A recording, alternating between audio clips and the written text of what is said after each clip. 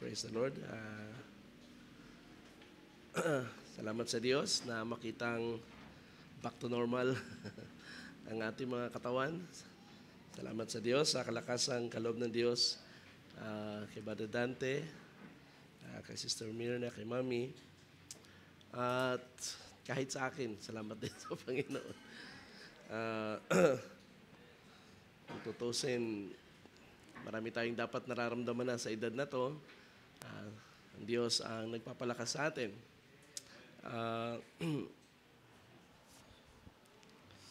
May kwento ko lang, nung mga nakaraang, actually, simula pa nung nakaraang taon, meron akong inaalala sa prostate dahil sa kakaedad at yan ay isa sa mga madalas na problema ng mga kalalakihan na may edad na. At madalas pag-ihi ko sa gabi, kaya nag-aalala ako. At yung pala, ang problema ko ay kape lang. Dahil sa bago matulog, nagkakape. So yun pala ang resulta. Siguro mga 3 beses hanggang 4 na beses akong bumabangon sa gabi para umihi. So nung tinigil ko naman yung pagkape, doon ko napansin na nag-normal ulit yung aking pagtulog, tuloy-tuloy na. So salamat sa Panginoon, inaalis niya ang ating mga pangamba. At ako'y naniniwala na ito ay dahil mahalaga sa Diyos ang ating mga buhay.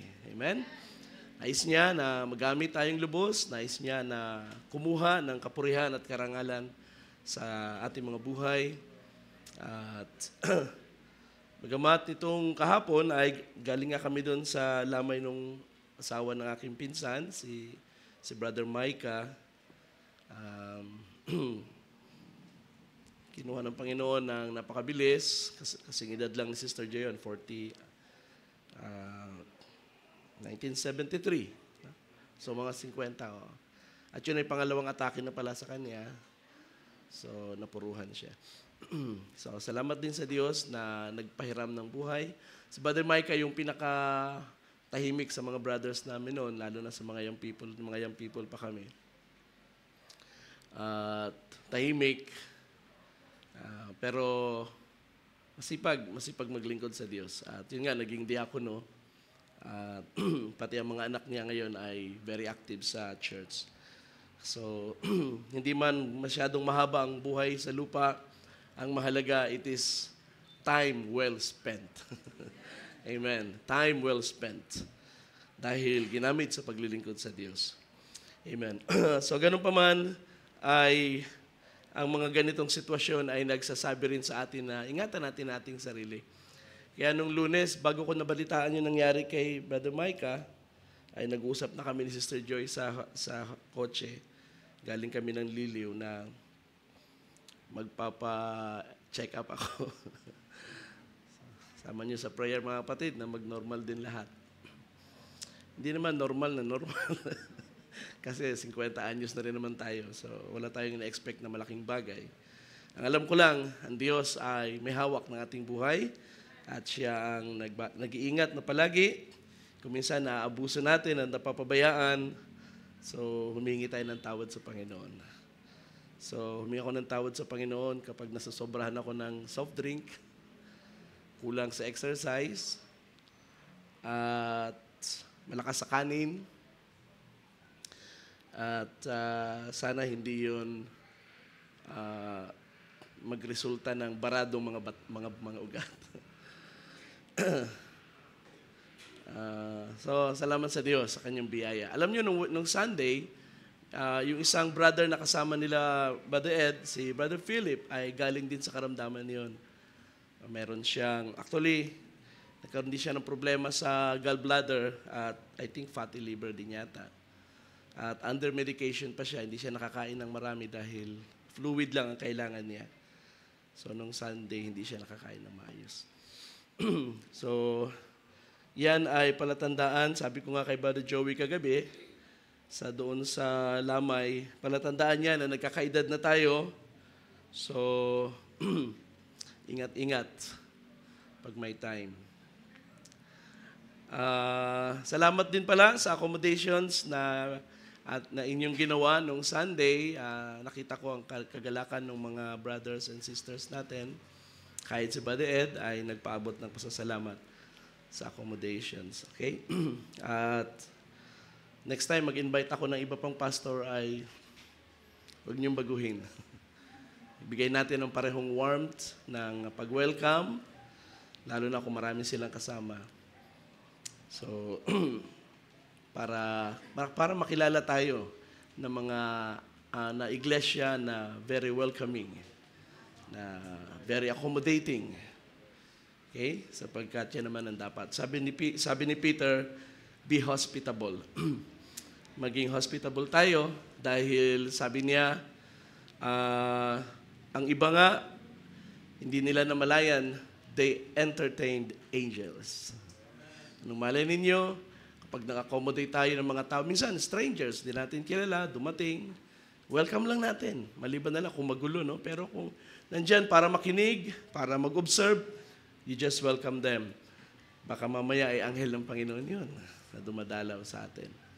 So, remember, tayo ay nasa uling panahon, at ang panahon natin ay parang katulad din ng panahon ng Sodom at Gomorrah, sabi ni Jesus. At bago sinunog ang Sodom and Gomorrah, ay dumalaw ang Panginoon, dumalaw ang Diyos sa tolda ni Abraham at mayroong kasamang dalawang anghel. At winelcome at in-entertain ni Abraham at na kanyang sangbahayan ang Diyos. Nagpakain ang sangbahayan ni Abraham at ang dalawang anghel ay nakasalo nila kumain. So, we are living in the last days, mga kapatid. Sabi pa nga ni Brother Branham, if I remember, kinuha niya yung mga illustration ng mga unidentified flying objects. Minsan hindi natin may paliwanag. Ang explanation naman ng prophet dyan ay it's possible na ito yung mga visiting angels na nakakapture ng video, ng camera. Hindi natin kayang explain sa science, pero ang mga supernaturals, they always have a reason. At they can be explained maybe not by science, but by faith ay ating ma-explain ang mga bagay na yan. At sabi niya, perhaps sa ating panahon ay nagpapadala ang Diyos ng mga anghel at dumadalaw upang tingnan ang kalagayan ng tao sa ibabaw ng lupa. So, magbantay kayo. Amen. Ano man ang mangyari sa ating panahon, mga kapatid, ang tunay na mananampalataya ay handa. Amen? Ang tunay na mananampalataya ay handa. Handa tayong kuhain ng Diyos. Handa na tayo sa pagkawasak ng sanglibutan ito sapagkat may inilaan na lugar ang Diyos para sa atin. Hindi niya tayo pababayaan. Sinamahan nga niya tayo sa mga taon ng buhay natin hanggang sa dulo ng panahon ng buhay natin. Kasama natin ang Diyos at hindi tayo pababayaan niya. Amen. So, samanin niyo ko sa ating teksto sa Luke chapter 5 at nais ko magbigay ng kaunting pangungusap mula sa bahaging ito ng ating Bible. Chapter 5, basahin natin ang verse 17 hanggang 20. Okay, ang sabi rito, one day he was teaching, and there were some Pharisees and teachers of the law sitting there who had come from every village of Galilee and Judea, and from Jerusalem, and the power of the Lord was present for him to perform healing. And some men were carrying a man on a stretcher who was paralyzed, and they were trying to bring him in and to set him down in front of him. But when they did not find any way to bring him in, because of the crowd, they went up on the roof and let him down through the tiles with his stretcher into the middle of the crowd in front of Jesus. And seeing their faith, he said, "Friend, your sins are forgiven you." Amen. Praise the Lord. So, nais kong pag-usapan natin ang isang paksa. God moves when faith acts. Ang Diyos ay kumikilos kapag ang pananampalataya ay humahakbang. Amen? At yan ang ating nakita sa istorya na ito. Ang setting dito ng bahay ay sa lugar ng Capernaum. Pwede niyong tingnan ang Mark chapter 2 verse 1, parehong istorya, at doon ay binanggit ang pangalan ng lugar. At si Jesus ay nagtuturo sa isang bahay, at maraming mga taong pumasok at gustong makita siguro, gustong makarinig. At binanggit dito sa ating teksto na pati ang mga Pariseo at mga eskriba ay naroon. Jam-pack yung bahay, punong-puno. Wala na makapasok dahil pati ang pintuan ay naharangan na ng dami ng mga taong gustong makarinig sa Panginoon. At sa oras na yon ay may nagdala ng isang may sakit na nasa isang stretcher, nasa kanyang higaan, at dinala sa Panginoon, at dahil hindi sila makadaan sa pinto, ay binakbak nila ang bubong. Kung ating i-imagine ang mga bahay sa panahon ni Jesus, walang yero yun, ano? Ang bubong nila ay flat. So ito mostly ay yari sa yung clay, no, mga putik. Or probably kung ito ay inadapt na ang Roman style na mga bubong, ay maaring may yari ito sa mga tisa na pinagdugtong-dugtong. Kasi binanggit dito tiles. So in any case, ang nangyari ay binuksan nila ang bubong para maibaba ang may sakit doon sa harapan ng ating Panginoon. At dito ay nakita ni Jesus ang pananampalataya ng mga tao. At dahil nakita niya ang kanilang pananampalataya, ay sinabi niya doon sa lalaki na kahiga, sabi niya, "Your sins are forgiven you." So hindi niya agad dito sinabing gumaling ka na, kundi pinatawad ang iyong sala. At sa bandang baba makikita natin na nag-react ang mga Pariseo. Sabi nila, "This is blasphemy. Sino bang dapat magpatawad ng kasalanan kundi ang Diyos lang?" At sabi ng Panginoon, ang anak ng tao ay may authority to forgive sins. At doon sinabi ni Jesus ang salita na ang lalaki ay tumayo at bitbitin ang kanyang higaan pa uwi. So in short, nag-perform ng miracle, nagkaroon ng himala sa kalagitnaan ng mga tao na nakikinig dahil sa pananampalataya ng mga taong ito na dinala ang isang may sakit sa pana ng Panginoon. So nais ko ipakita sa inyo mga kapatid, actually dito meron tayong mapapansin na dalawang bagay na para sa akin ito ang susi dito para maintindihan natin ang purpose ng istorya. Ang sabi sa verse 17, "The power of the Lord was present for him to perform miracle or healing." The power of the Lord was present. Alright? Now, si Lucas ay wala doon sa eksena na yun. Si Lucas ay hindi kasama sa mga disciple ni Jesus. Siya ay converted later na, at ang kanyang gospel ay hindi siya eyewitness. Ito ay kinuha lang niya sa ilang mga sources. At sabi ng mga scholars, ang isa sa primary source ni Lucas ay si Mark, ang gospel ni Mark.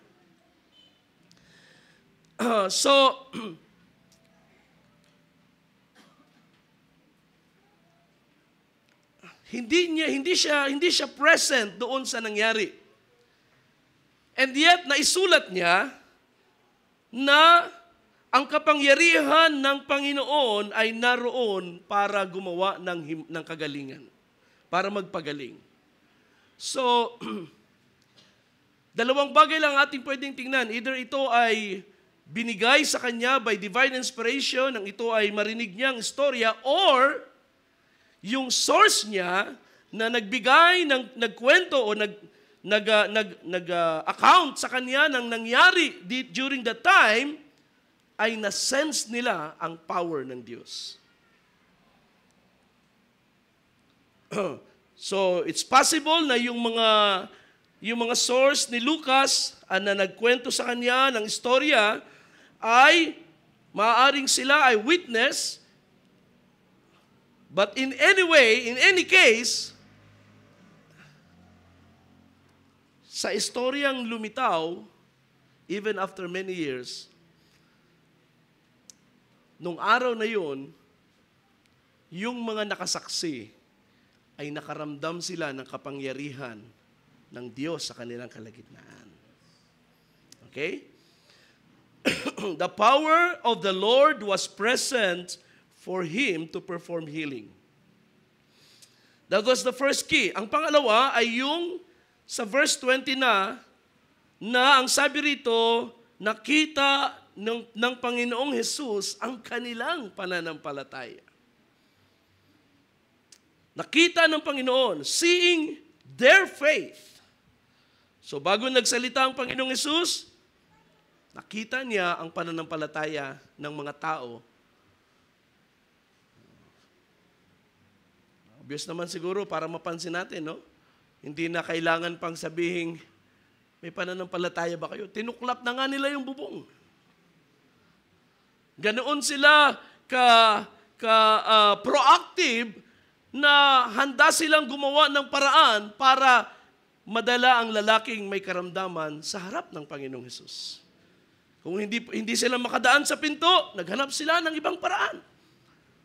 Hindi pa nga natin alam kung binigyan sila ng permiso ng may-ari ng bahay. Ano kaya kung yung may-ari ng bahay ay nagulat na lang, "Uy, ba't nyo binubuksan yung bubong ko?" So, sa kanilang aksyon ay nakita ng Panginoong Hesus ang kanilang pananampalataya. At yan ay napakahalagang bagay na pinapakita dito sa Scripture, mga kapatid. Madaling sabihin na ako'y sumasampalataya sa Diyos. Pero ang pinakamahalaga ay yung aksyon ng ating pananampalataya. Okay? At dito sa istorya ay gusto kong ipakita sa inyo ang presence ng kapangyarihan ng Diyos at ang pananampalataya ng mga tao na nang ang dalawang ito ay nagtagpo sa isang lugar, ang resulta ay himala. Kapag tayo nauuhaw sa himala, mga kapatid, ang kailangan natin gawin ay huwag yung panoorin yung pelikula ni Nora Honor. Ang kailangan natin gawin ay pagsamahin ang kapangyarihan ng Diyos at ang ating pananampalataya. Alright? I don't know kung aware kayo sa dalawang terminology na ito, yung salitang monergism at sunergism.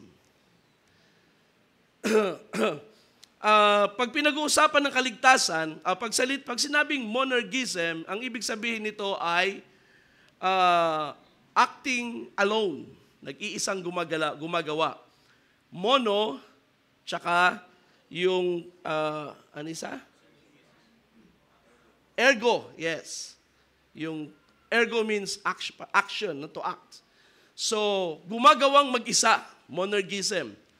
Sunergism ay gumagawa na magkasama, synchronized, or nagko-cooperate. So, pag pinag-uusapan ng kaligtasan, dalawang partido yan ang nag-debate. Ang kaligtasan ba ay gawa lang ng Diyos mag-isa, monergism, or ang kaligtasan ba ay synergism? Meron tayong participation. Okay, so sapagkat sa iba, itinuturing nila na ang pananampalataya sa ikaliligtas ay participation natin. O sabihin natin, gawa natin. Ang pagpapabautismo ay yan naman ay aksyon. So, ina-assume na ito ay participation natin sa kaligtasan natin. So, pag pinag-usapan natin ang kaligtasan, naniniwala ko mga kapatid na ang kaligtasan natin ay gawa lamang ito ng Diyos. Okay? Gawa lamang ito ng Diyos at ang ating pananampalataya at na humahakbang like nagpapabautismo, nagsisisi, at ano pa mang bagay na aksyon ng pananampalataya, hindi ito necessarily gawa natin sa ating sarili because these are instructions of God, which means ito'y bahagi ng plano ng Diyos. Okay? We are just submitting ourselves to the work of God. So I believe when it comes to salvation, ay mas applicable ang salitang monergism. Pero pagdating sa mga bagay na kailangan natin sa buhay, like kagalingan, o ano pa mang mga pangangailangan na ating pinapresent sa Diyos, gusto kong tingnan ito sa salitang synergism.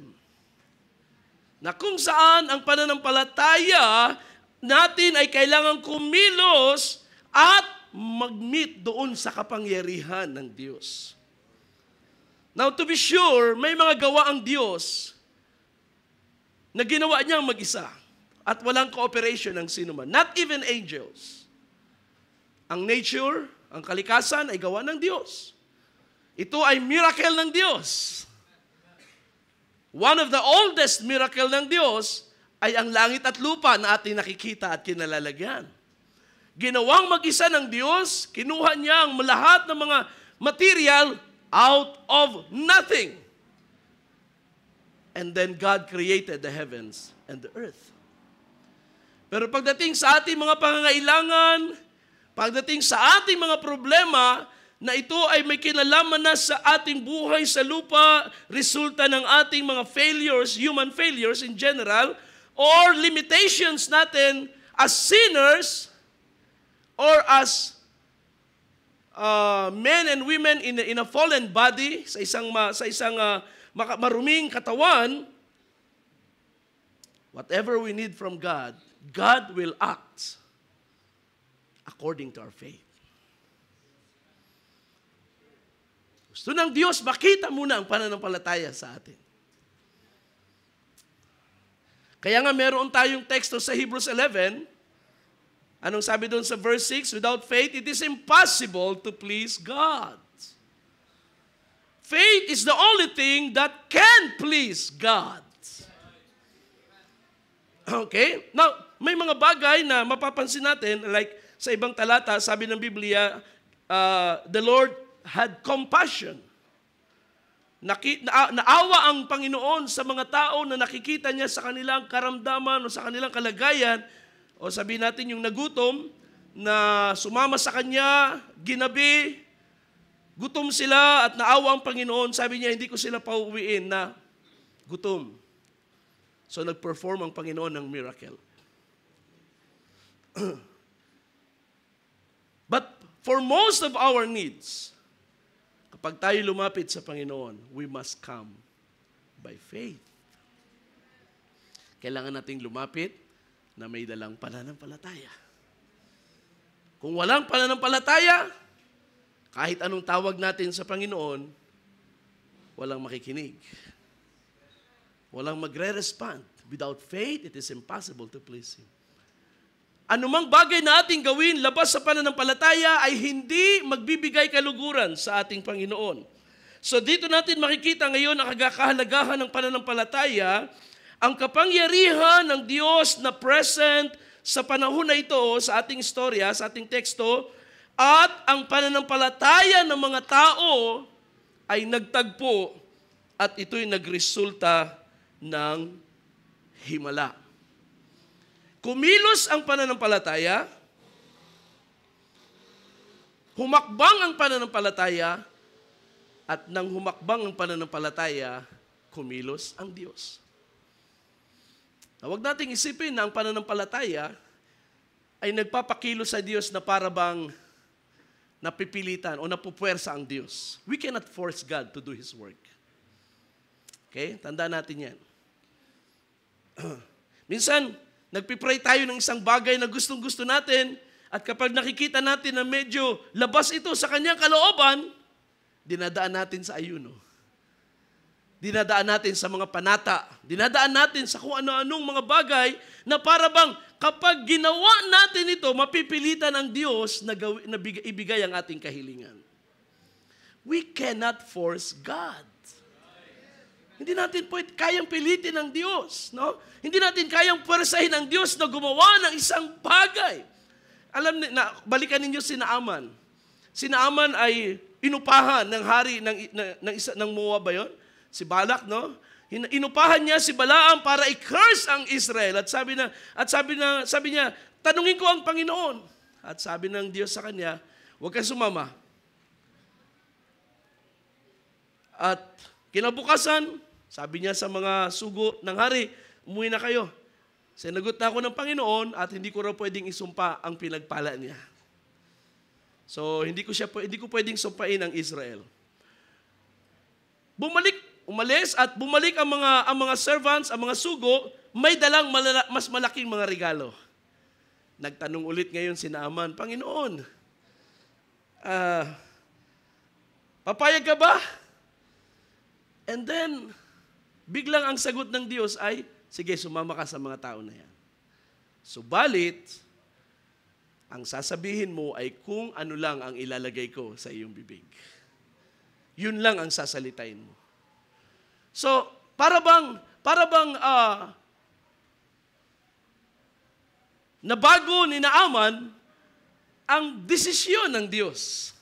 Na para bang napuwersa niya ang Diyos na ibigay ang kaniyang kahilingan. Pero makikita natin na nang sabihin ng Diyos na sumama ka, subalit kung ano lang ang ilalagay ko sa iyong bibig, yun lang ang iyong sasalitain. Dito ay makikita natin na walang nabago at walang napuwersa sa Diyos. Hindi na-twist ni Naaman ang kalooban ng Diyos. Sapagkat ang nanaig pa rin ay ang pasya ng Diyos. Kaya nang si Naaman ay sumunod na at nandun na sila sa ibabaw ng bundok, nagtayo ng altar at nag-sacrifice at nang dumating ng inspiration kay Naaman, ang lahat ng lumalabas sa kanyang bibig ay hindi curse, kundi blessing. No man can force God. Okay? To act on something na hindi niya gusto. At ang pananampalataya ay hindi pagpuwersa sa Diyos. Okay? Ang pananalangin ay hindi pagpuwersa sa Diyos. Ang sabi nila, prayer can move God. So, i-validate natin ang statement na yan. Kinilos ba ng panalangin ang Diyos? Or ang Diyos ay nalugod sa pananampalataya ng taong nanalangin at kumilos ang Diyos? So you see, kaya nga napakaganda ng salita na yon, without faith it is impossible to please Him.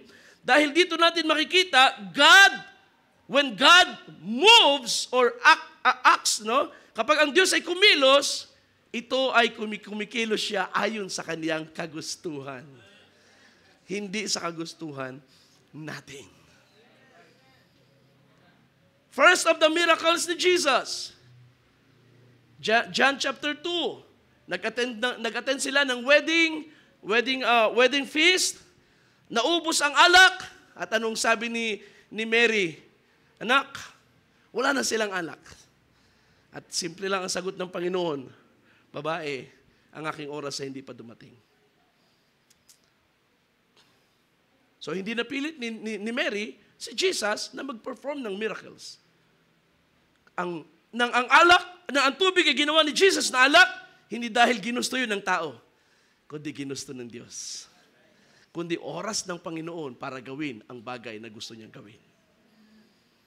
Prayer does not move God. Prayer, brothers and sisters, hindi ito ginagamit para pakilusin natin ng Diyos. Ginagamit ito para mag-cooperate tayo sa Diyos. Prayer is cooperating with God. Diba? Kaya nga ang sabi ni Jesus, sa ganitong paraan kayo manalangin. Our Father who art in heaven, hallowed be your name. Your kingdom come, your will be done. On earth as it is in heaven. At sa Gethsemane, sa huling panalangin niya, sa lupa kasama ng mga disciples, ano ang sabi niya?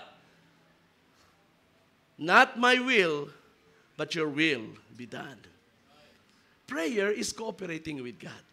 Yan ang dapat nating pag-aralan, mga kapatid. Kapag tayo nananalangin, we are not insisting our wants and needs, but we are cooperating with God's purpose.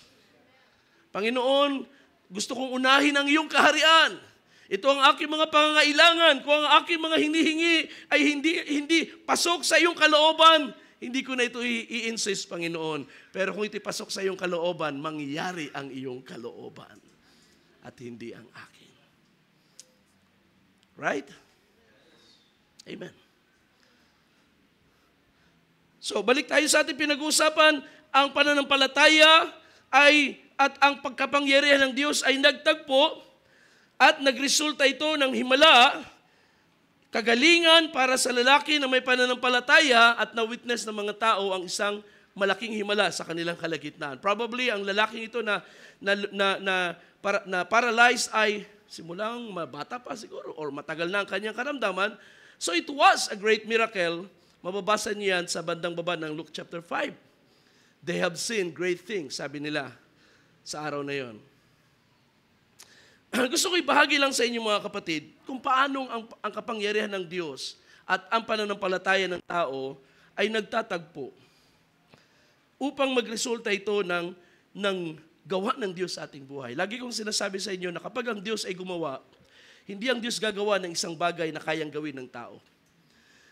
Kung ang isang bagay kayang gawin ng tao, ibig sabihin, yun ay ibinigay ng Diyos para gawin ng tao. Ang gagawin ng Diyos ay bagay na hindi natin kayang gawin. Na kapag nangyari, we know only God could have done it. Diba? At kapag yun ay nangyari, hindi sa tao mapupunta ang kapurihan, kundi sa Diyos. At kapag kinuha ng tao ang kapurihan na para sa Diyos, delikado na siya sa Diyos. Amen. So you see, at kung nais natin ang Diyos ay gumawa ng kanyang mga dakilang gawa, then kailangan nating ma-meet ang kapangyarihan ng Diyos sa ating pananampalataya. May dalawang bagay na kinaobserbahan sa istorya na ito. Una ay ang discerning ng pananampalataya sa presence ng kapangyarihan. So, gaya ng binanggit ko kanina, na isulat sa istorya, sa narrative na ito ni Luke, at na isama sa observation na ang kapangyarihan ng Panginoon ay naroon para gumawa ng himala. So, paano ito na-discern? Paano ito nakita? Sino ang nakakita or nakaramdam na ang kapangyarihan ng Diyos ay naroon? Well, naniniwala ko na tanging yung may pananampalataya ang nakadiscern nun. Alright? Yung may pananampalataya. Sa verse 17, mapapansin natin na ang unang binanggit dito sa account na naroon at nakikinig kay Jesus ay mga Pharisee at mga scribes. Pero hindi sila ang nakasense ng kapangyarihan ng Diyos. Ang nakasense ng kapangyarihan ng Diyos ay yung mga tao na nasa labas, nagdala ng may sakit, because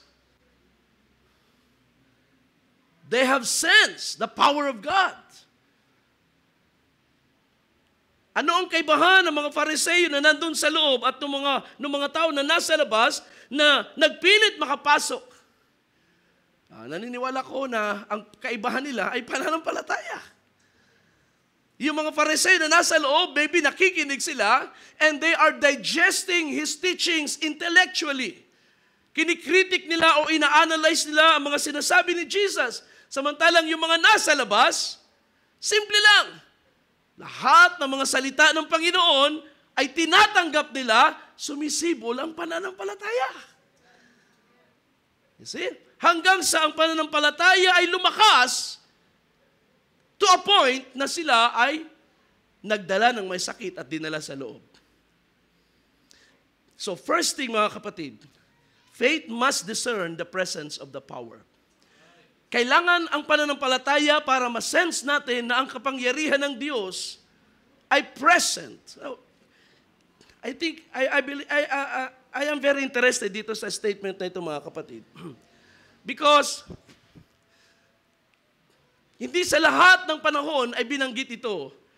Si Jesus ay maraming pinuntahan at maraming pinagaling sa ibang lugar, pero hindi binanggit ang ganitong bagay. Now, naniniwala tayo na kung nasaan ang Panginoong Hesus, hindi naman nawawala ang kapangyarihan ng Diyos. Nandun sa Kanya yun eh. Ang punto rito ay yung mas-sense ng mga tao na ang kapangyarihan ng Diyos ay ready to perform healing. Diba? Parang katulad yan ng presence ng Diyos na kahit naman saan tayo magpunta, ang Diyos ay present. He is omnipresent. At kung sinabi ng Biblia, where 2 or 3 are gathered in my name, andun ako sa kanilang kalagitnaan, kaya naniniwala ko na kahit sa ganitong pagtitipon, no, every time na tayo may Bible study, ang Panginoon ay present.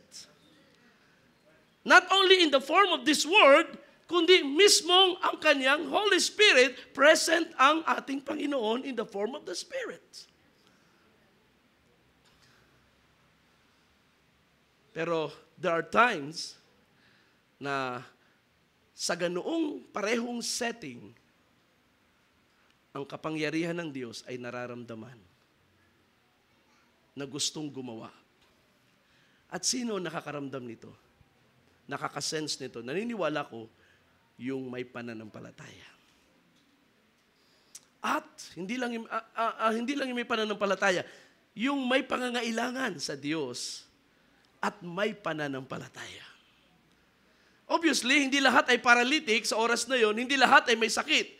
So nandun sila, and maybe nasisense nila ang kakaibang pagtuturo ni Jesus, and there is an awe, a sense of awe, na mamangha sila, pero dahil wala silang karamdaman, hindi sila nagre-respond in a way na sila ilalapit sa Panginoon para humingi ng prayer. Pero yung may karamdaman, o yung mayroong alam na may karamdaman, at na-sense nila ang kapangyarihan ng Diyos, then it is only by faith. Naintindihan ninyo mga kapatid? At hindi natin kailangan magkaroon ng isang malaking event para lang masense natin ang kapangyarihan ng Diyos sa ating kalagitnaan. Kapag ikaw ay may pangangailangan at sumasampalataya ka sa Diyos, yan ay sapat para masense mo ang kapangyarihan ng Diyos. Anytime ay pwedeng gumawa sa buhay mo, especially kapag ang Panginoon ay nasa ating kalagitnaan.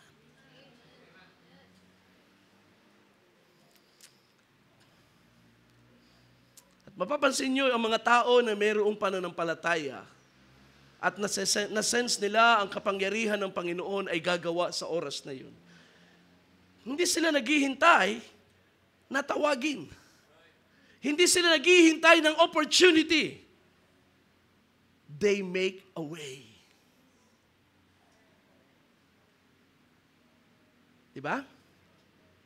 They find a way. Hindi sila naghihintay na tawagin sila ang pangalan nila or sabihin na, okay, ngayon magpipray si Jesus, sino sa inyo ang merong pangangailangan? Taas na kamay. Kahit sa kalagitnaan ng pagtuturo ni Jesus, kapag na-sense nila ang kapangyarihan ay naroon and they have a great needs, humahakbang sila. Katulad ng nangyaring ito, nasa kalagitnaan si Jesus ng pagtuturo, at ano makikita natin? At yun yung pangalawang punto na gusto kong sabihin sa inyo, faith acts decisively. Nagdesisyon ang pananampalataya. Na-sense nila kapangyarihan ay naroon. Na-sense nila na ang Panginoon ay magpapagaling sa oras na yun. At ang pananampalataya na nasa kanila ay hindi naghintay ng opportunity. Sila ang gumawa ng paraan para makalapit kay Jesus.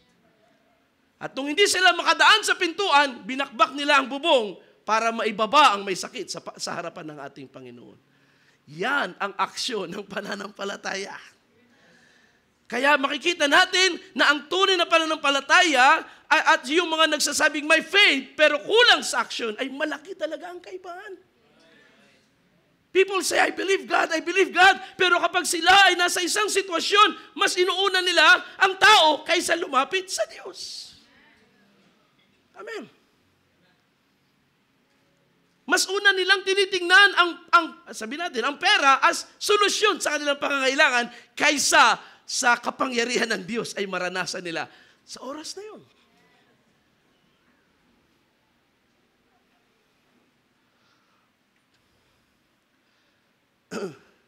May isang babae, alam niyo yung babaeng inaagasan ng dugo. Si Jesus naglalakad.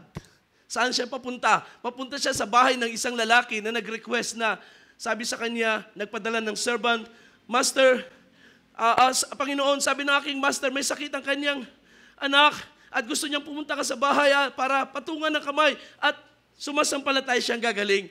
At sabi ng Panginoon, sige, pupunta ako sa kanya. Habang naglalakad si Jesus, ang daming sumusunod ng mga tao, biglang merong kapangyarihang lumabas sa kanyang katawan. May isang babae na nagpilit makalusot sa likod. At sabi ng babae, mahawakan ko lang ang dulo ng damit ni Jesus. Gagaling ako. Ganun ang kanyang conviction. Yun ang kanyang pananampalataya. At hindi na siya naghintay ng opportunity na tawagin ng Panginoon. Hinawakan niya ang damit ni Jesus. And because there was faith, nag-meet ang kapangyarihan at ang pananampalataya. Ang resulta ay himala. Hallelujah. At nagulat pa nga si Jesus. Nagulat pa nga ating Panginoon, sino humawak sa akin? Of course, there's a possibility na kilala naman siya ng Panginoon sa oras na yon. Pero ang senaryo ay, sabi niya, sino humawak sa akin? Panginoon, ang daming umihipo sa iyo. Hindi, ibang hipo ito. So binigyan din ng Panginoon doon yung hipo ng may pananampalataya. Sapagkat yun ang nagpapakilos ng kapangyarihan ng Diyos. Pananampalataya. Sabi niya, hindi, kakaibang hipo ito sapagkat may lumabas na kapangyarihan sa aking katawan. At na-expose na yung babae at siya ay natakot. Subalit sabi ni Jesus, huwag kang matakot babae, pinagaling ka ng iyong pananampalataya. Glory to God. So you see?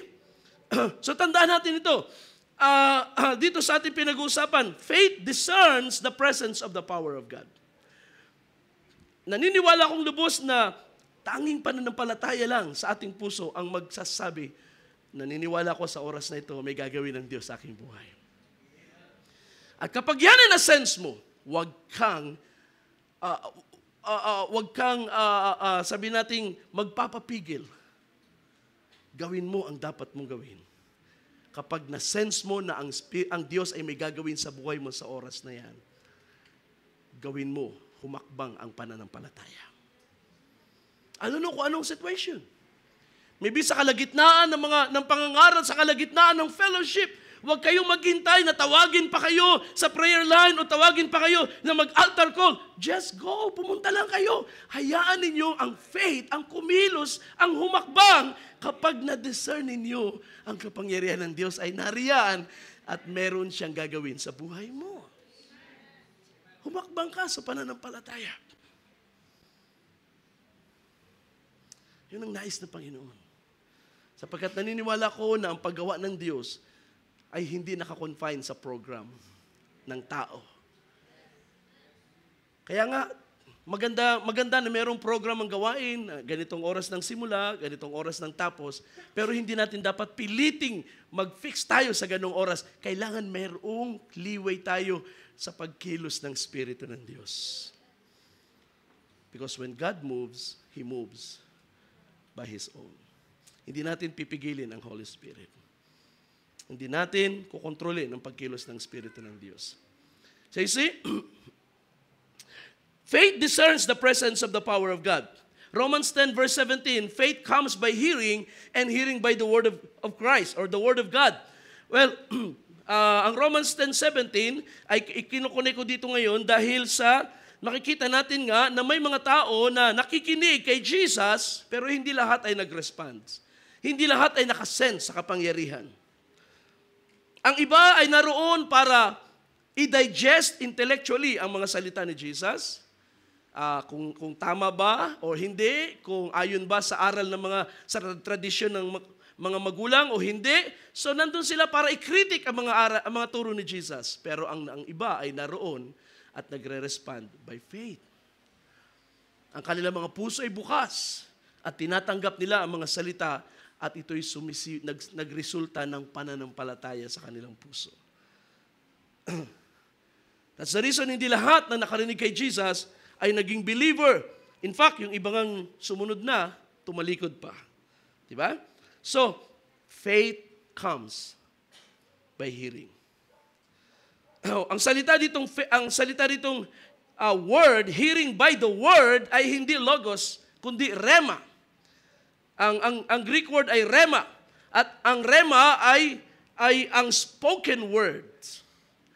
So yung katulad nung naririnig nyo ngayon na sinasalita ko, yan ay rema. Naririnig nyo, binibigkas ang mga salita, at yan ay napakahalaga rin sa ating pananampalataya. And that is why God sent preachers. Teachers of the word. Para ano? Para salitain ang salita ng Diyos. Because faith comes by hearing the word of God. Of course, kung ikaw ay nagbabasa ng Biblia, pwede mong marinig ang tinig ng Panginoon, ng Espiritu, sa pamagitan ng pagbabasa, but primarily, ang paraan ng Panginoon ng pagpapasibol ng pananampalataya ay kailangan itong marinig as a spoken word, ang salita ng Diyos. So it's the rema, the spoken word. Kaya nga sabi ni Jesus, the words that I speak to you, they are spirit and they are life. Kapag ang salita ng Diyos ay nakapasok sa puso ng tao at ang tao na ito na nakakarinig ay may binhi ng Diyos, sumisibol ang pananampalataya sa kaniyang puso. At yun, magre-resulta ng action. So, dalawang bagay lang naman ang mahalaga rito mga kapatid. Una, it takes faith para ma-discern natin ang kapangyarihan ng Diyos ay nasa ating kalagitnaan. Pangalawa, kapag na-discern ng pananampalataya ang kapangyarihan ng Diyos, ang pananampalatayang totoo ay kumikilos. Ito'y humahakbang at hindi ito magpapapigil. Hindi ito magpapapigil, gagawa ito ng paraan para makalapit sa Panginoon. Alam niyo, kagandahan ng tunay na pananampalataya, kapag ito'y humakbang, ito ay laging palapit sa Panginoon. It is never away from God, but closer to God. Para siyang namamagnet ng salita ng Diyos, na lalo siyang nalalapit sa Panginoon. Kaya nakita natin na ginawa nilang paraan, binuksan ang bubong para maihugos ang lalaki hanggang madala sa paanan ni Jesus. Sapagkat yun ang pananampalataya nila. Kumilos na stir up. Gamitin natin yung salitang stirred. When faith discerns the presence of God's power, it is stirred into action. Ito ay nakikilos.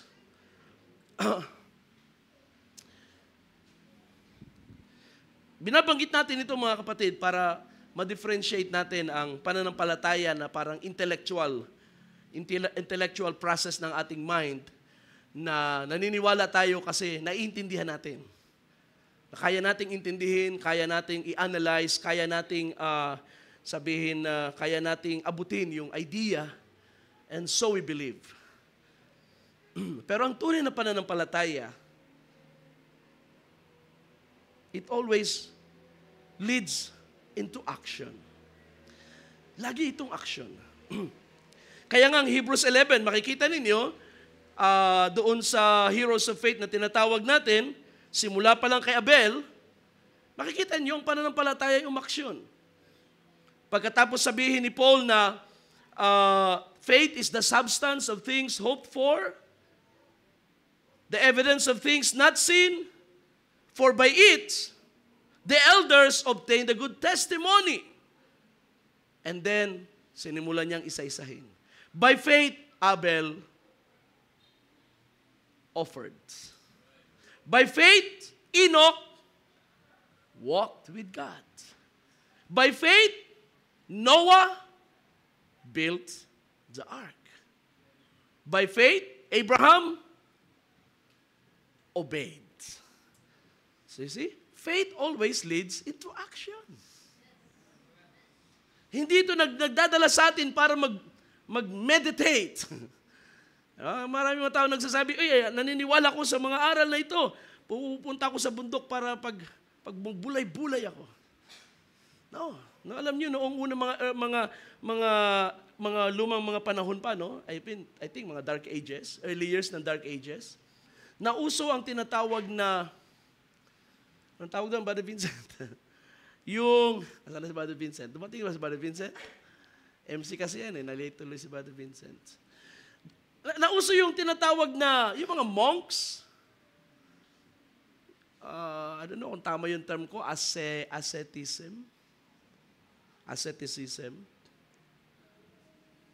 Tapos, itong mga monks na ito, karon sila ng konsepto na para maging godly sila, ihiwalay nila ang kanilang sarili at mamumundok sila or sila na isolated sa society, simpleng buhay, at laging magbabasa ng Biblia, magme-meditate sa Bible, at magre-rewrite ng kung ano mga aklat ng Bible siguro mismo. And they think that's the way to get closer to God. Pero hindi naman ganun ang nakita natin sa buhay ni Jesus. Totoo ng ating Panginoon ay mayroong panahon sa Ama, sa kinagabihan lagi siyang umakyat ng bundok para manalangin at makasama ang Ama sa pananalangin. Pero pagdating ng araw, ang Panginoon ay busy at nakikihalubilo sa mga tao. So, ang pananampalataya, ang salita ng Diyos ay naririnig, nakikipag-interact sa mga tao. At yun din ang gusto ng Panginoon, na kapag ang mga tao ay sinibulan ng pananampalataya, it will move them into action, mga kapatid. Hindi lang yung mag-move ito para tayo ay maging intellectually ng mga intellectual na mga Kristiyano, kundi mga Kristiyanong humahakbang sa pananampalataya. Lumalakad sa pananampalataya. So naniniwala ko ng tunay na pananampalataya, it will steer into action, it will move people to take action ayon sa kanilang natanggap sa Diyos. Kaya nga yung mga tao sa istorya, nagdala ng paralyzed man, at nang hindi may daan sa pinto, dinaan sa bubong. That is faith in action. And it seems, mga kapatid, na kapag ang faith ay kumilos sa buhay natin at tayo humakbang, kung minsan ang ating mga aksyon, it may look unusual. Hindi karaniwan na pagkilos. Unusual for the situation, pero dahil ito'y hakbang ng pananampalataya, it results in a miracle. It results in the work of God. Of course, maraming mga pagkilos ang tao na pwede nating questionin na baka may diferensya sa utak or baka may diferensya sa emosyon. Pero ang genuine faith, it will always move into action. At kung minsan ang kilos nito ay unusual din. Kaya nga, ang mga unbeliever, ang tawag sa mga Kristiyano na humahakbang sa pananampalataya ay mga baliw. Dahil labas sa pananampalataya, parang walang kaibahan yung totoong baliw at ang Kristiyanong kinilos ng pananampalataya at humakbang na unusual sa paningin ng unbeliever. Kaya ang tingin sa inyo ay baliw. But you know better sapagkat alam mo na ikaw ay sumusunod sa kalooban ng Diyos.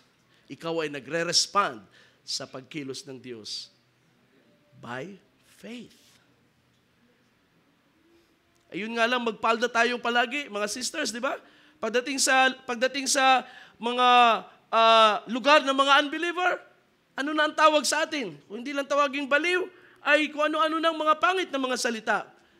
E di lalo na kung radical ang ating paghakbang because it was steered by faith.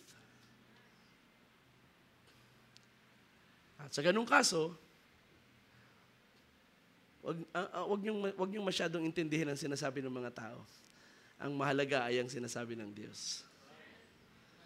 Amen. Tingnan niyo si Jesus, pumunta sa isang lugar ng Gadarena. Ano nangyari doon sa Gadarena? May demon possessed. At ang lalaking ito ay hubot-hubad na. kinakadena pero napuputol niya ang kadena. Sa sementeryo na siya natutulog, walang taong makahawak sa kanya. At nang si Jesus ay dumaong sa pangpang, paglapat ng paa ng Panginoon, nanginig na sa takot ang demons sa katawan ng lalaki. Nagpatira pa at nagmakaawa na huwag dalhin sa kalaliman. So in short, na-cast out ang demons at ang lalaki ay naging maayos ang kaisipan at nagdamit. At dahil sa kanyang karanasan, gusto niyang sumama kay Jesus. Pero ang nakakatuwa, yung mga tao doon sa parehong lugar, sa halip na masiyahan at magpuri sa Diyos, pinapaalis nila si Jesus sa kanilang lugar dahil sa himala na nangyari.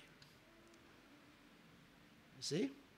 Kaya huwag kayong magtaka kung ang unbeliever ay iba ang reaction sa inyong pananampalataya. Faith, I don't know, si Brother Branham, sabi niya, faith is an oddball, sabi niya. I think si Brother Branham nag-quote, pwede natin i-quote yan. Ang tunay na pananampalataya, it will make you an oddball sa paningin ng sanglibutan. Kaya kung ang lagi nating pinipilit ay ma-please ang mga tao sa ating paligid, hindi mga Kristiyano, pero gusto natin masiyahan sila, kaya gagawin natin ang lahat to the point na yung ating i-confine ng ating pananampalataya doon sa idea na masisiyahan ang ating mga kaibigan sa labas, then hindi na yan tunay na pananampalataya. Hindi na yan tunay na pananampalataya. Sapagkat ang gusto mo nang i-please ay ang tao. Ang tunay na pananampalataya, ang piniplease niya ay ang Diyos.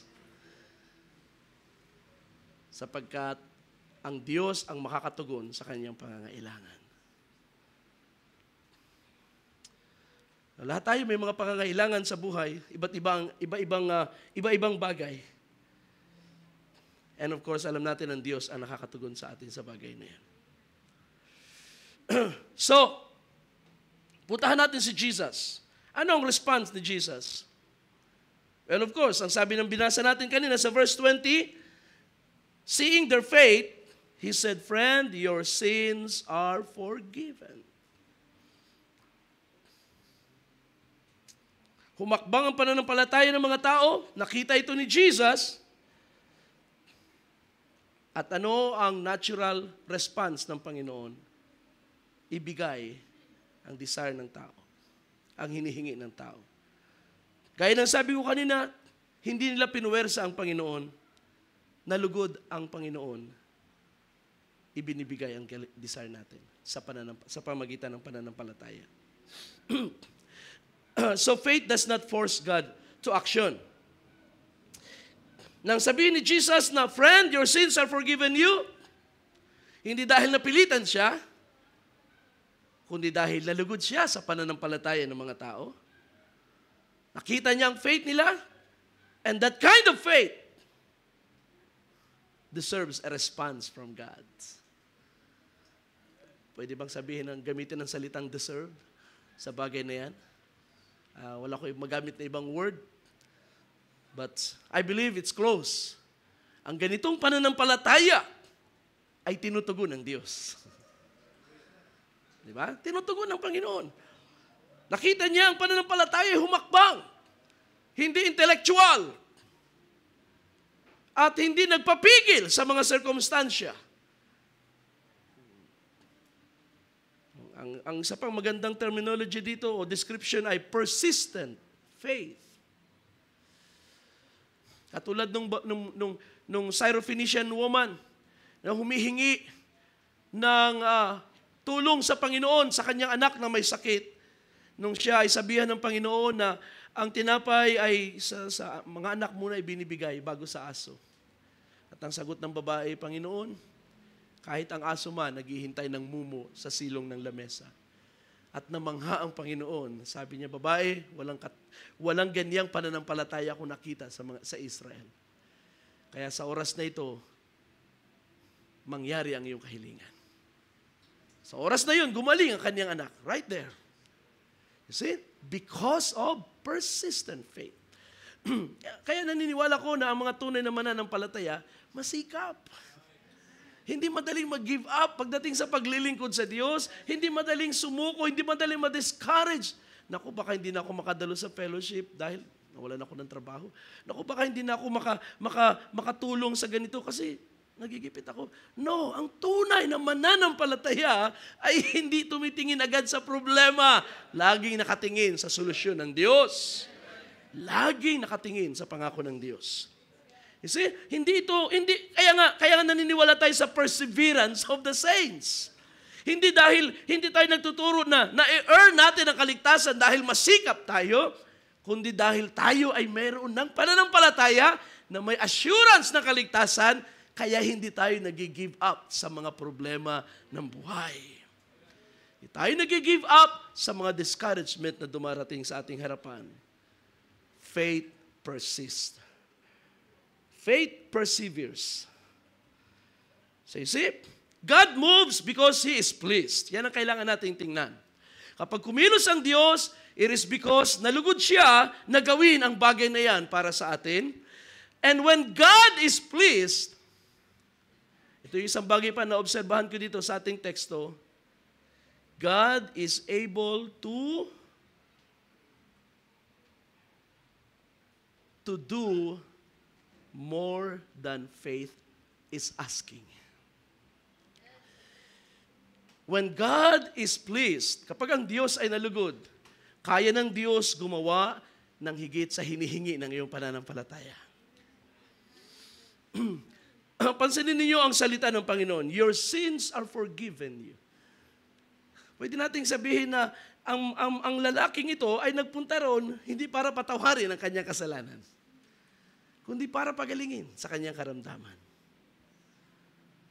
But Jesus did more than He was asking. Sabi ng Panginoon, pinatawad ang iyong mga kasalanan. Di ba napakaganda nun? Ang hinihingi niya ay kagalingan lang. Pero bukod sa kagalingan, meron pang kasamang kapatawaran. Sabi ng Panginoon, your sins are forgiven you. Now, of course, makikita natin na ito'y connected sa kanyang kagalingan. And probably yun ay sinalita ni Jesus para ma-stir up yung mga critics sa kanyang harapan sa bahay na yun. Nang sabihin niyang your sins are forgiven, doon na nag-react ang mga scribes. Sabi nila, who is this man who speaks blasphemies, who can forgive sins except God alone?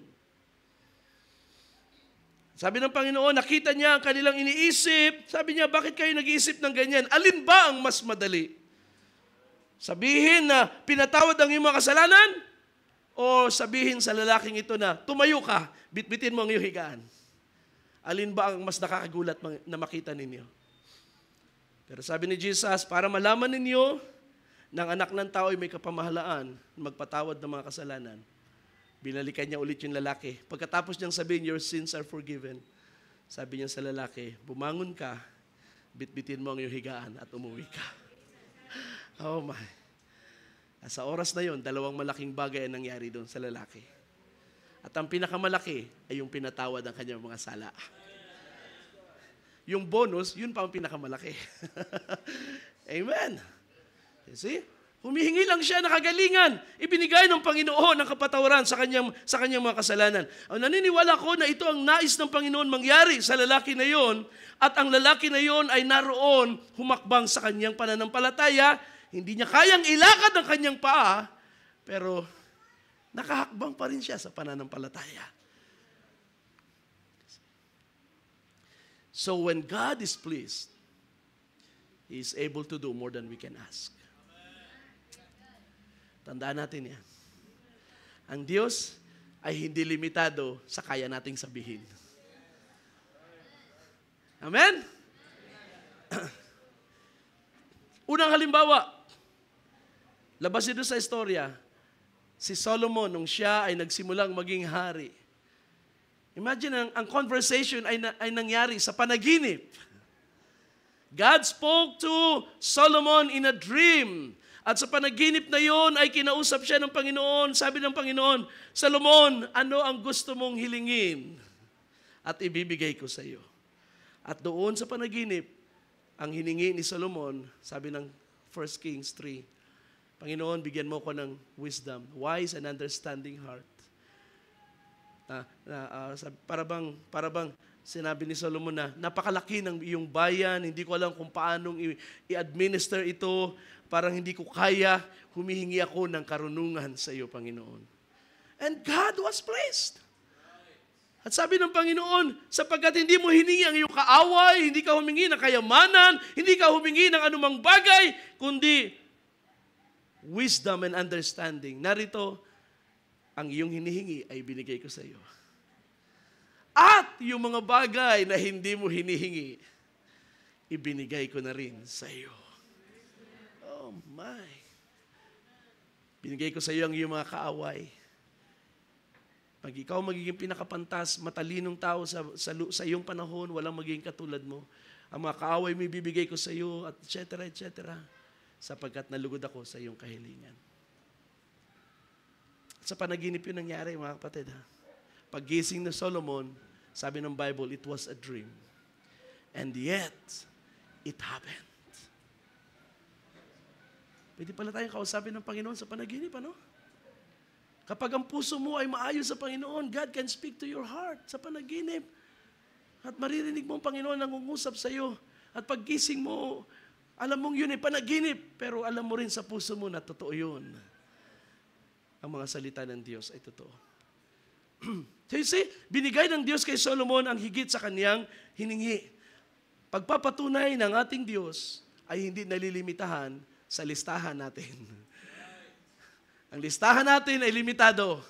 Ang kamay ng Diyos ay walang hanggan. Walang sukat, walang limitasyon. Ang kailangan lang, pananampalataya na magpapalugod sa Kanya. At kapag nalugod ang Diyos sa pananampalataya, there's so many things na kayang gawin. So you see, kaya nga napakaganda na makita natin na ang faith natin ay ma-discern ang kapangyarihan ng Diyos. Isipin mo, balikan ko lang si Solomon, panaginip. It was a dream. And yet kahit sa panaginip, subconsciously, ay alam niya ang kanyang gusto sa Diyos. At nang marinig niya ang Panginoon ang usap, anong gusto mo, Solomon? Hiningi niya ang kanyang desire. At tama ang kanyang desire. Tama ang kanyang dinidesire. At nalugod ang Diyos sa kanyang hiningi. Naniniwala ko na napakahalaga ng inyong pananampalataya na hindi lamang natin ilagay sa ating isip, kundi tayo ay readyng humakbang kapag ang Panginoon ay nariyan sa ating kalagitnaan. Minsan, ang ganda ng kilos ng Panginoon sa ating gawain, pero meron pa rin ilan na hindi nagre-respond sa pagkilos ng Diyos. Tapos nag-iisip tayo, paano kaya masusolusyonan ang aking mga problema? Samantalang ang Diyos ay nandyan, bumababa. Kung ating pinapractice ang ating pananampalataya, baka yung nakaraang Sunday, sinagot na ng Diyos ang iyong kahilingan. Ibinigay na ang solusyon sa matagal mo ng problema. Kailangan talaga nating mag-discern sa kapangyarihan ng Diyos. And it takes faith. It takes faith. Amen. So, mga kapatid, last verse na gusto kong basahin, Ephesians 3. Ito ay doxology ni Paul. Sabi niya sa verse 20 and 21, Now to Him who is able to do far more abundantly beyond all that we ask or think, according to the power that works within us. Tandaan natin yan. God works according to the power that is already at work in us. Ano yun? Ang kanyang Espiritu. When the Holy Spirit came into your life, it came with power. Amen? May dala itong kapangyarihan. Hindi lang natin siguro nare-realize sapagkat hindi natin napapansin, hindi natin binibigyan ng panahon. Pero ito mga salita na ito ay dapat mag-stir up ng ating mga puso na ang kapangyarihang nasa atin na ay ma-utilize natin to the glory of God. Amen. Hallelujah. Sabi niya, the power that works within us. So diyan, iyan ang basihan ng Diyos to do Sabi niya, far more abundantly beyond all that we ask or think. Sometimes, kailangan natin ng tulong ng kapatiran, ng minister, which is not bad actually. Especially kung tayo ay gustong matuto. Fellowship, samantalahin natin, mayroong mga nagmi-minister, then gamitin natin yung opportunity na yun. Sapagkat doon nabibuild up ang ating pananampalataya. Huwag nating sayangin ang fellowship sa pag-aalaga ng bata. Minsan nanghihinayang ko sa oras ng mga nanay. Oras ng fellowship, may altar call, nag-aalaga ng mga bata sa labas. Nag-aakay-akay.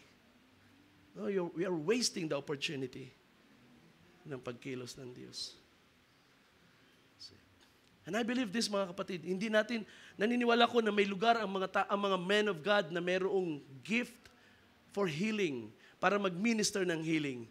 But God is not limited to those kind of ministers. Kahit sa ordinary mga minister na nangangaral ng salita ng Diyos, even sa panahon na hindi sila nag-altar call, kapag ang faith na nasa atin ay humakbang, dahil na-discern natin, God is going to do something for our life, God will do a miracle. At hindi yun mamamalaya ng minister. Isang istorya, I don't know kung kilala niyo si Wilkerson. What's the name? David Wilkerson, ano? Namatay na siya, pastor sa New York ng isang church, sa Pentecostal church.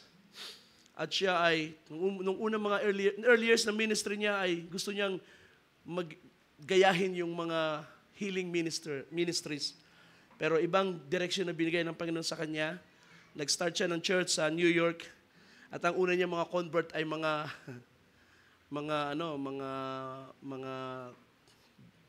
drug addicts at mga magugulong tao sa lipunan.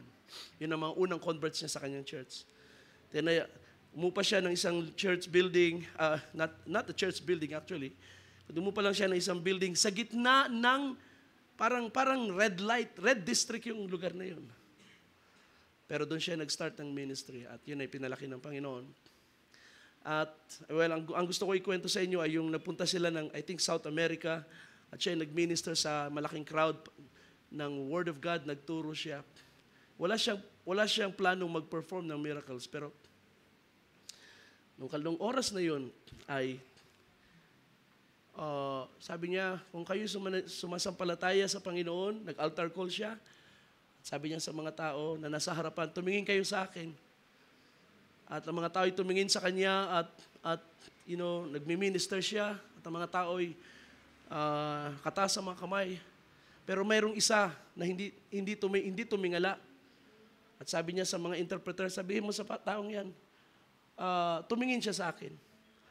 At sabi ng interpreter, hindi siya makatingin sa inyo, pastor, kasi siya'y bulag. So nahihiya siyang tumingala sapagkat siya'y bulag. Pero sabi niya, tumingin ka sa akin. At nung oras na yung pagtingala daw nung tao na yun, bigla siyang nakakita. At sa sobrang tuwa niya, siya ay nagpalahaw at nagsisigaw. Hanggang sa nagpanik yung buong crowd na napakalaki dahil sa narinig nila from the back na merong bulag na dumilat ang mata, nakakita sa harapan. At nagkagulo ang mga tao, gustong pumunta sa harapan. Kahit hindi intensyon ng minister na mag-minister sa mga may karamdaman o may mga pangangailangan, it's our faith that matters. If you have a need, hindi kayo dapat magpapigil. Kahit wala sa program ang altar call, you just come. You submit your paper o kaya pumunta lang kayo sa harapan. Dahil God will not, hindi kayo itataboy ng Panginoon. Walang magtataboy sa inyo. Everyone is always welcome. Lumapit sa Panginoon. Basta't may pananampalataya. I pray mga kapatid, ng bagay na ito ay mag-inspire ng ating pananampalataya. Na kapag nasa mga panahon, sa mga gawain, ang Diyos ay nagtuturo sa atin, tandaan natin, hindi lang tayo pinupuno ng Diyos intellectually. God wants to empower us. ang paraan ng pag-manifest ng Diyos ng kanyang kapangyarihan ay sa pamagitan ng pangangaral ng salita. That's the way. Kaya kailangan may mangaral. Kapag ang salita ay ipinangaral at ang Diyos ay kumilos at gumawa sa gawain, then ang hindi lamang salita or pagpupuno ng karunungan ang gusto ng Diyos gawin. God wants to meet our needs. Maging discerning tayo sa mga bagay na yan. At huwag kayong matakot humakbang sa pananampalataya. Kung kayo ay may takot, then it's no longer faith. Pero kung kayo may faith, there's no need para matakot. Move with God, walk with God. Lumapit kayo sa ating Diyos. Amen?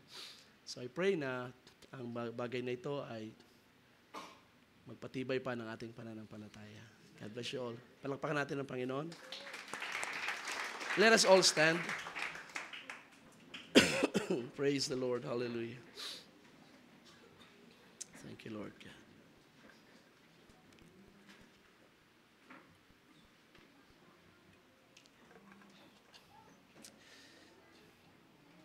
Nag-isip ako kung anong awit ang ating awitin sa oras na ito. And I realized one thing.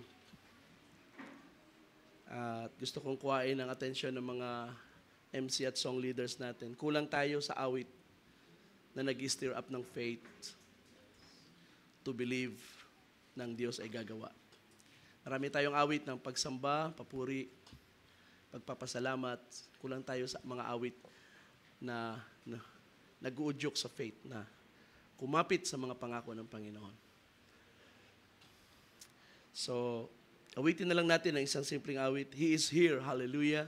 It's an old song. Sana ay hindi nakalimutan ng mga musician ang chords. Awitin natin bago ko manalangin. At in-encourage ko rin kayo, katulad ng binanggit ng ating nag-MC kanina, na balik natin ang mga panahon ng pananalangin sa Miyerkules ng gabi para sa mga pangangailangan. At in-encourage ko kayo na magdala ng inyong mga prayer needs. And if you're willing, spend tayo ng panahon para sa prayer. Para hindi naman puro tayo teaching na nagpupuno ng ating mga puso ng karunungan sa salita ng Diyos. Pero kailangan din nating humakbang sa pananampalataya at i-claim ang mga pangako ng Diyos para sa ating mga buhay. Kung walang prayer request, ang ating gagawin ay magpipray tayo para sa ministry. Pray tayo para sa mga outreach, pray tayo sa mga events na darating. But I encourage you all na dalhin natin sa Panginoon ang ating mga needs. Because God is willing to answer. Gusto ng Panginoon sagutin ang ating mga desires. Sabi ng Panginoon sa kanyang mga disciples, hanggang ngayon hindi pa kayo humihingi sa akin. Humingi kayo upang kayo ay tumanggap. At ano man ang inyong hingiin sa Ama sa aking pangalan, ay pagkakaloob sa inyo. So let's sing this song at tayo mananalangin bago ko ibigay sa ating MC. He is here. Hallelujah. He is here. Amen. He is here. Holy, holy, I will bless His holy name.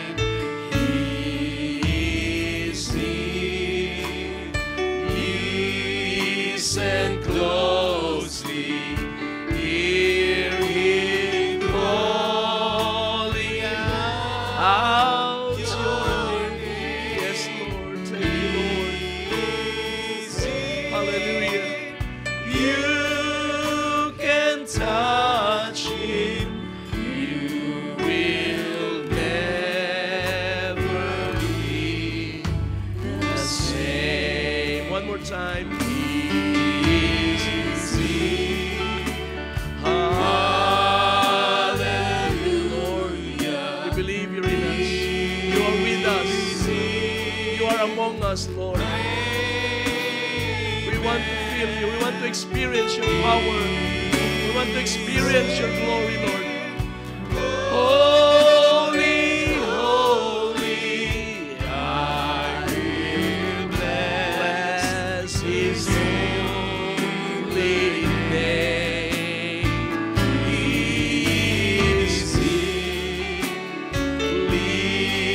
Listen closely, hear Him calling out your name, and He is here. You can touch Him, will never be the same. He is able, more than able, to accomplish what concerns me today. He is able, more than able, to handle anything, anything that comes my way. He's able, and He's able, more than able, to do much more than I could ever be. He's able, He's able. Yes, Lord, I believe it. I believe it with all my heart, to make me what He wants to be. Amen. Let's sing it again. He's able. He's able, more than able. Yes, thank you, Lord. To accomplish what concerns me today. And He's able. He's able. Thank you, Lord, for the power that is working in us today. To handle anything that comes my way. Thank you, Lord. Hallelujah. He's able. Amen. More than able, to do much more than I could ever dream. He's able, more than able, to make me what He wants me to be. Oh, hallelujah. Panginoon naming Diyos, ang iyong mga salita ay katotohanan, Panginoon. Ito'y pawang katotohanan. At ito ay naghahamon ng aming mga puso na sumampalataya sa iyo, na humakbang sa pananampalataya, sapagkat naroon ka, O Diyos, upang tumugon sa mga sumasampalataya sa iyo. Panginoon, kung nakikita mo ang kakulangan ng aming paghakbang, turuan mo kami, O Diyos, na alisin ang aming mga pagkatakot, alisin ang aming, na huwag tumingin sa mga sitwasyon sa paningin ng laman, kundi tumingin sa pananampalataya. Panginoon, marami kaming pangangailangan sa buhay na ito, at ang nais namin ay ang kapangyarihan mo ang gumawa sa aming buhay. Ang nais namin ay ang iyong pagkilos, at ang iyong kapangyarihan ay available para sa iyong mga anak. At ang tangi namin kailangan ay sumampalataya. Kumilos ang pananampalataya palapit sa iyo. Panginoong Diyos, aking dalangin ang iglesyang ito ay bangon mo sa iyong kalakasan. Pinupunuan mo kami ng iyong salita. Panginoon, higit doon ang nais namin, Lord, na ang salita mo na punong-puno ng kapangyarihan ay maranasan namin mag-manifest sa aming buhay. Makita namin ang fulfillment nito sa aming mga buhay. Makita namin ang manifestation nito sa aming kalagitnaan. And you will be magnified. You will be glorified. Your name will be exalted, O God. Hallelujah. Sa oras na ito, we ask, Lord, para sa kagalingan ng lahat ng iyong mga anak na naririto, especially ang mga may karamdaman, Panginoon. Hallelujah. Kami ay nagpapasalamat sa iyong mga ginawa, sa kalusugan at kalakasan ng katawan, panunumbalik ng kasiglahan ng katawan. Panginoon, naniniwala kaming ito'y gawa mo, O Diyos. At kung dumarating ang mga challenges, O Diyos, tulungan mo kami na humakbang sa pananampalataya, na hindi matakot. Alisin mo ang pagkatakot sa aming puso't kaisipan, Panginoon. Sa oras na ito, O Diyos, tinataas namin sa iyo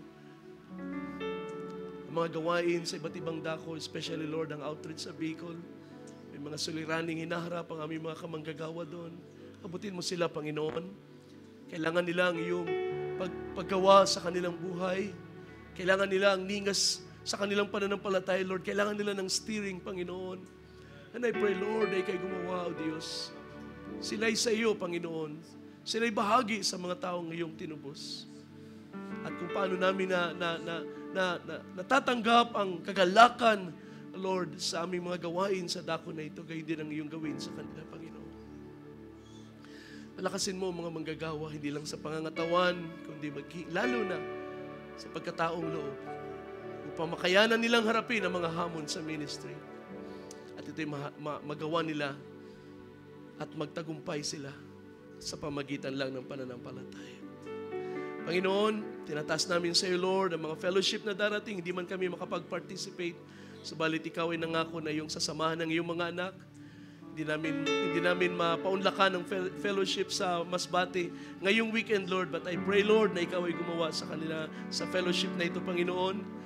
Ang mga pastor na magmi-minister doon ay samahan mo, Diyos, at gamitin mo sila in your own way, in mighty ways, O God, para sa pagpapala sa gawain. Salamat sa iyong biyaya, O Diyos. At sa aming mga kapatid sa Bulihan na ngayon ay nagluluksa, nalulumbay sa pagpanaw ng isang manggagawa, Panginoon, at isang mabuting kapatid sa pananampalataya. Aming dalangin, Lord, na sila ay punuan mo, Lord, ng kapayapaan ng kanilang mga puso. O Lord, na daigin ng kapayapaan mo, Lord, ang mga kalungkutan na kanilang nararamdaman. At nangako ka, Lord, ng aming mga kalumbayan na ipapalitan mo ng kaligayahan. Gayon ang gawin mo, Panginoon, sa kanila. Sapagkat naniniwala kaming lubos na si Brother Micah ay isang lingkod mo, isang mananampalataya, na buhay sa pananampalataya, at siya ay nanagumpay. At siya ay makakasama naming muli sa araw ng iyong pagbabalik. Hiningi namin sa iyo, Lord, ang kalakasan para sa kanyang sangbahayan ay pagkaloob mo kay Sister Rachel at sa kanilang mga anak.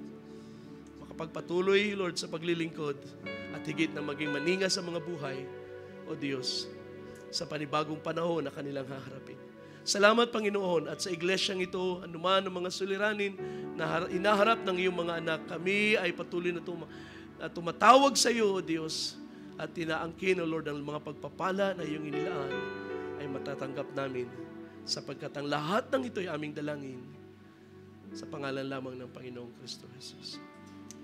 Amen and amen. Lahat tayo sumigaw ng praise the Lord. Praise God. Purihin ang Diyos. Hallelujah. And God bless you all. Balik ko sa ating MC for the closing.